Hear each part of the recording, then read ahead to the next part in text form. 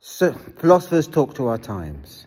So what is the most important idea that you kind of have from ancient Greece, that you use every day of your life, that you kind of know doesn't always work, and yet you can't get rid of?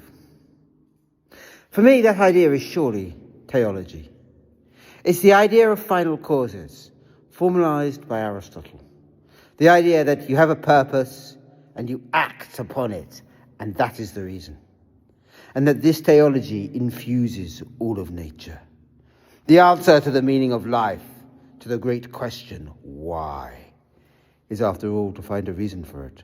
A reason that explains a sequence of random events.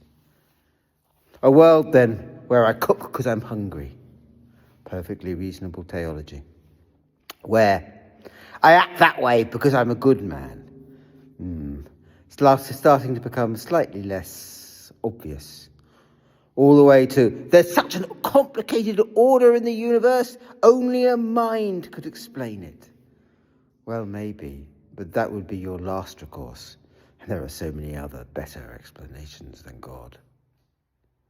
Theology, then, is one of our indispensable tools. It allows us to turn away from something as if it is explained. But that's not why I think it has the mind in such a vice.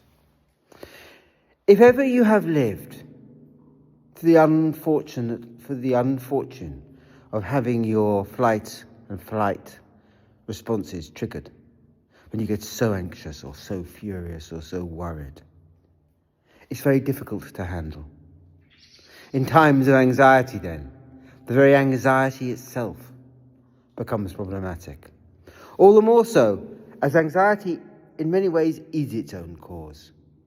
Once it bleeds across the mind, it has no reason. But rather, in order to contain it, understand it, and articulate it, the mind endlessly has to have reasons.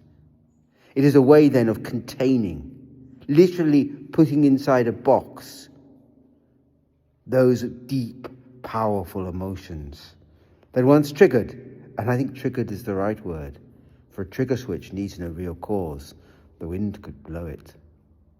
Once triggered, then, cannot simply be put in its box, and might trigger for either whole sets of reasons, or just because everybody else is gripped by some fear or fury. Without theology, we can't run our minds, can't keep the nightmare back. We're stuck with it, even as philosophers like me lampoon it.